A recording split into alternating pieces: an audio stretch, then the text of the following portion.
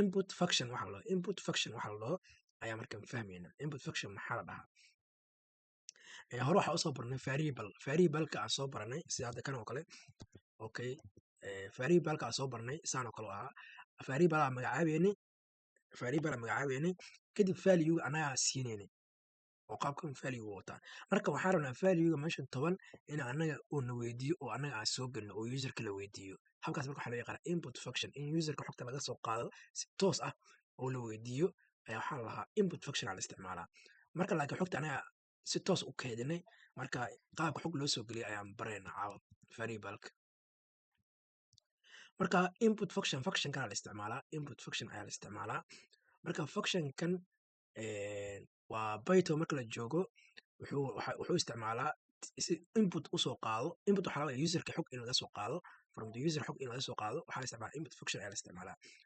marka wuxuu ku sugayaa markaas programka haddaa input ku xirno variable-ka input aa u dhibna function waits ayuu sameynayaa wuxuu sugayaa user-ka in uu soo geliyo ayuu sugayaa natiijo markuu soo geliyo kadib ayuu markaas keyboardka uu kasoo geliyo kadib ayuu user-ka markaas xogta uu soo diraya oo price enter ayuu riixi doonaa xogtaas waa la diraya marka xogta geliyo ku leeyahay waa gelinaysaa enter alada xogtaas waa la diray macnaheedu markaas return wuxuu soo celinaya marka value wixii uu user-ka soo geliyay ayuu variable-ka ku soo celinaya marka by default markaas input function-ka loo yaqaano input ee la isticmaalayo always had iyo jeer marka return wuxuu soo celiyaa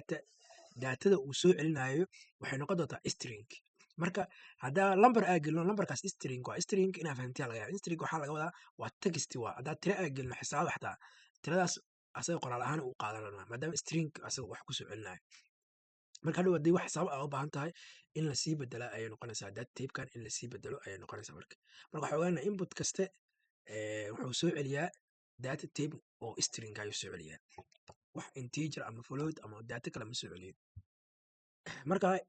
haddaa u baahna marka even haddaa number haddaa soo gelisa xataa wuxuu ka dhigi doonaa string ayuu ka dhigi doonaa markaas marka tusaale waa kana marka hadda waxaa dhahnaa name tusaale ahaan ebel variable name aan sameynayna nameka marka waxaa rabnaa qofka inuu weydiino oo tusaale ahaan kale input function kana isticmaalanaa kadib halkan prompt yaallaa meeshaas enter your name haddaa ka daysa xataa waa laga dayi karaa laakiin waxaa fiican waxa uu qofka soo gelinayo in loo sheego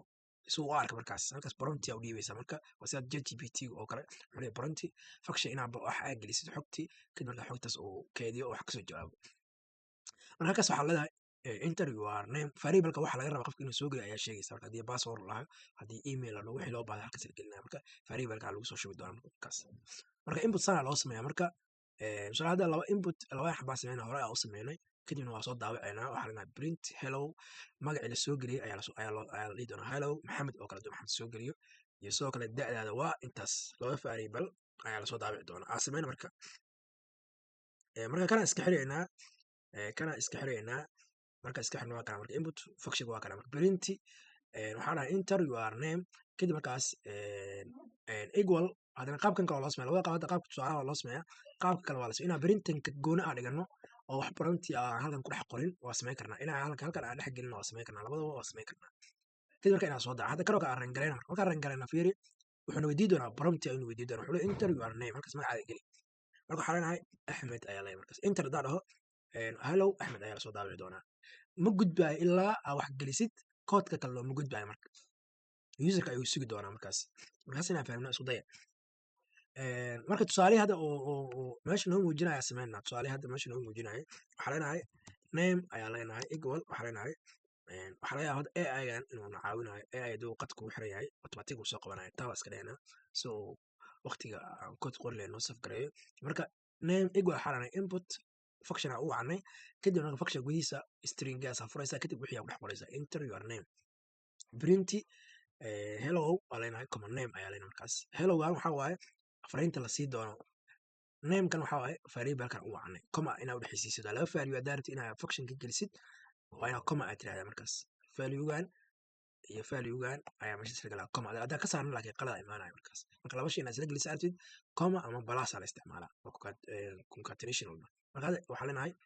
run ayaa leenahay marka hadda wuxuu naga sugayaa marka qaabka hore ka yara dugaya haddaa fiirno enter your name halkan ay taalaa sida wuxuu noqonayaa browser camal waxaa leenahay axmed ayaa leenahay kadib enter aa leenahay markaas hello axmed soo daa marka haddaan hadda meeshan waxaa leeyahay age oo kale haddaan dhaho halkan age haddaan dhaho sidoo kale taa baa iska leeyahay agekan fiiri marka integer u karaa mawjida si hadhow loogu qaldamin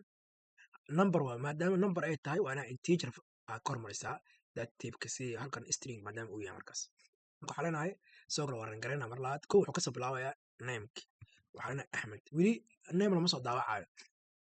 sidoo kale wuxuu leeyahay haddana geli ageka geli markaas waxaa leenahay that two aa leenahay kadib markaas waa soo daawacaya markaas halku marka waxaa lahaa input function ayaa lahaa in userka xog la weydiiyo marka qaar inta badan waa loo baahdaa markii la sameynayo systemaya la sameynayo badanaa userka ayaa laga soo qaadi doonaa xogta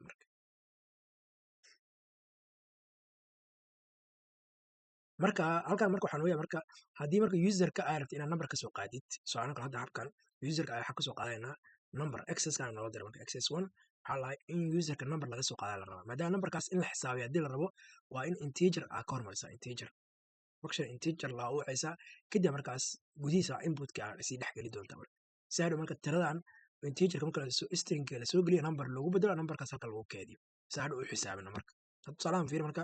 userka waxaa la weydiinaya number one inuu soo geliyo sidoo kale number two inuu soo geliyo kadibna in laisku dhufto kadibna in lasoo daabaco markaas oo la multiplication waayo lasoo daabaco marka waaran garaynaynaa hadda number wuxuuna weydiinaya number